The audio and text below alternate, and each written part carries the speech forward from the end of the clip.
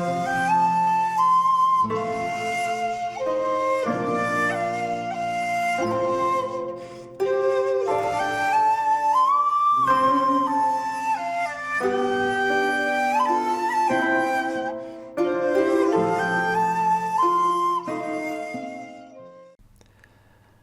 there, this is Loren from Loren Films, and welcome to another random review.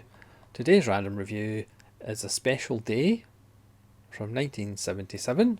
This is a film by Ettore Scola, an Italian filmmaker that I am unfamiliar with, but no doubt this film will have caused me to go down a Scola rabbit hole. This stars Mastroianni and Loren, two titans of the game, but they are playing quote unquote ordinary people. This is Loren, unglamorous. At the time of making it, she wasn't sure she could do it, but she felt that the character was actually inside her all her life, because apparently she was actually a shy, retiring person, which she just hid it very well while being a superstar. It's set in 1938, and it's set around Hitler's visit to Mussolini and Italy, obviously the year before the start of World War II, and there are two people who live in an apartment block. Loren is a housewife married to John Vernon, bizarrely, yes, Killer Clowns from Outer Space, John Vernon. At no point does he mention Killer Clowns from Outer Space though. And she has 6 children, one more child, and they get money from the government for having so many children. And John Vernon wants the 7th child to be called Adolf. He's a flag-wearing fascist, as the whole city is pro-fascism and welcome Hitler because he's so handsome. And the film opens with Loren waking up her family. It's a wonderful 4-minute shot without any cuts. Apparently it took a week to shoot and a month to plan, as we see Loren going round each family member in each room to wake them up. I do wonder whether Woody Allen saw this film, because also a lot of Woody Allen films are shot in apartments, and moving the camera around apartments, because this is a tour de force of how to do interesting camera moves within a very confined space of apartments, how to use doors, corridors, windows in interesting ways. So she's getting the family up and they're all going to the parade to wave at Hitler, and she's left on her own. Her mynah bird escapes and flies over to the other side of the apartment block near Mastroianni's apartment, and she goes into his apartment asking to get the mynah bird, and they get into conversations and arguments during the day. She goes to his apartment, he goes to her apartment, they go up on the roof, they go back to his apartment. And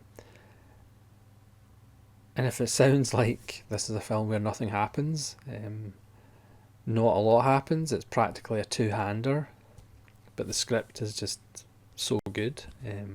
Mastroianni is a radio announcer who's recently been fired for a reason that I won't go into,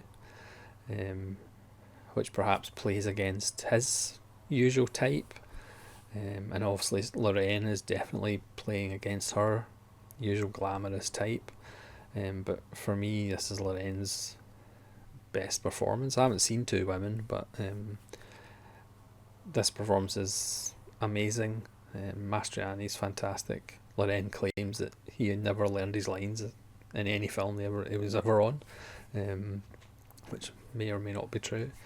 But this is a masterclass of acting when you're not speaking, because if you actually watch Loren or Mastroianni when they're not talking, they're just so giving to the other actor, and it's just wonderful watching the person who's not speaking.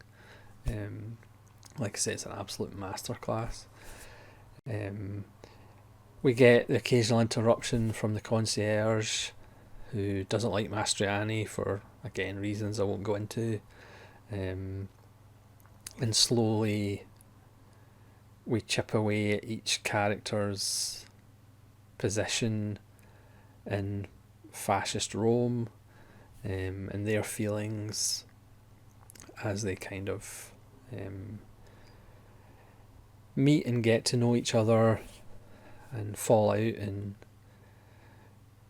kind of appreciate each other again before order is resumed at the end of the film, where the family comes back, everybody comes back from the parade, they're all high because, Hitler's so handsome. And meanwhile, the events of the day have changed Mastroianni's character, and Loren's character especially. She has a different kind of perspective.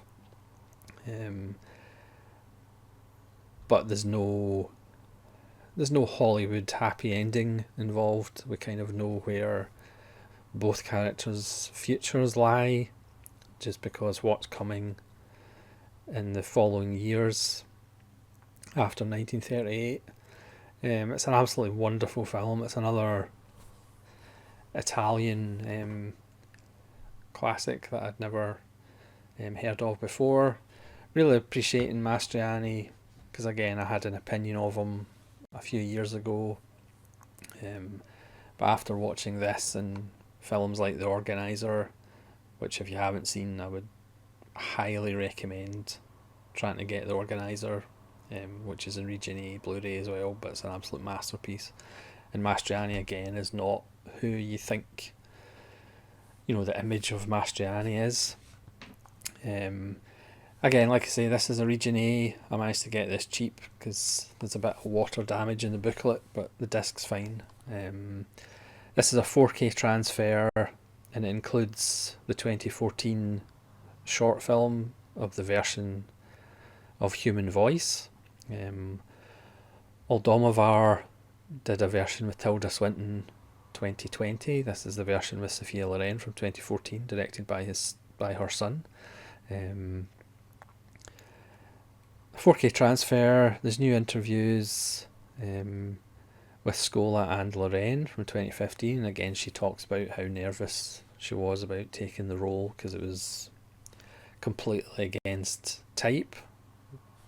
But once she's actually done it, she realised she actually needed it. There's 2 episodes of the Dick Cavett Show from 1977 with Mastroianni and Loren, and there's also a booklet with an essay by Deborah Young. This is another phenomenal Italian film.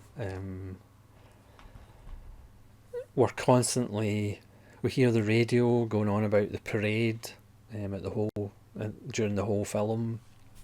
We see newsreel footage at the start of Hitler arriving and meeting Mussolini and driving through the streets and all these people cheering him on. The film itself, it's not quite shot in sepia. It's slightly more colourful in sepia, but not a lot. So the only the only kind of colour that we see is the Nazi flags that have been draped outside the apartment building to show